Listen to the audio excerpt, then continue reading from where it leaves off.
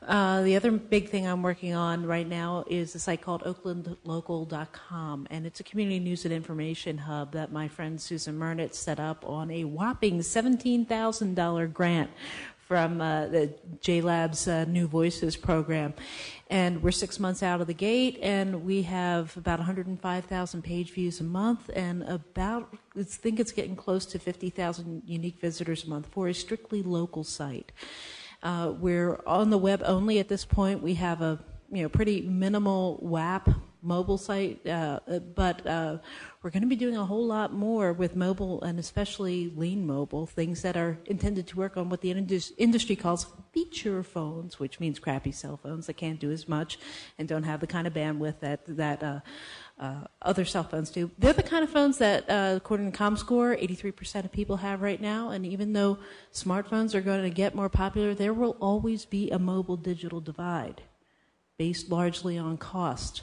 Not just the cost of the phone, but the cost of the plan. Data costs money when you're talking mobile.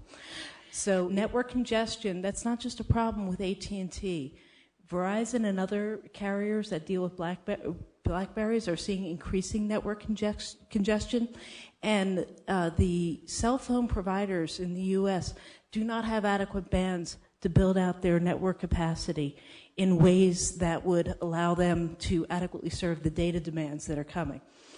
And what that means is you can have your fancy iPhone, you can have your iPad, you can have your fancy BlackBerry, and still be sitting and waiting and waiting and waiting and waiting for something to download. It's just not going to do you that much good. So I think having lean mobile is not just a good strategy for feature phones, it's also a really good and important backup for your smartphone users. Keep in mind, it's kind of a blurry line. Feature phones are getting to do more and more.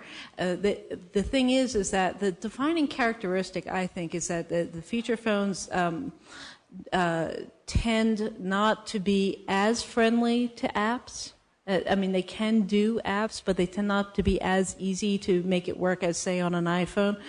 But also, they have limited data capacity, either through the phone itself or through whatever the customer decides to take from the carrier. A lot of people don't buy data. Trust me, in Oakland, a lot of people have these really nice little Samsung phones that they get from AT&T that have a touch screen. They can do an awful lot with those phones, but they don't have the data plan, so they don't use a lot of the higher-end things. But they use email on their phones.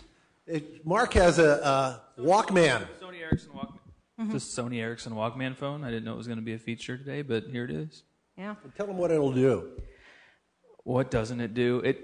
A lot of my friends would say, I just got this cool iPhone app. And I'm like, yeah, my phone does that. My phone, it has a step counter. It records audio. It records audio when I'm on the phone with somebody. So I use it as a digital voice recorder whenever I'm doing phone interviews, either for depth interviews, for what we call research. Can you surf the web? What else? I don't have a data plan. I could surf the web if I wanted to. I'd have to deal with I guess a watered down version. We have a family plan with free text, so we can send photos and video between family for free. So we do that. Mm-hmm.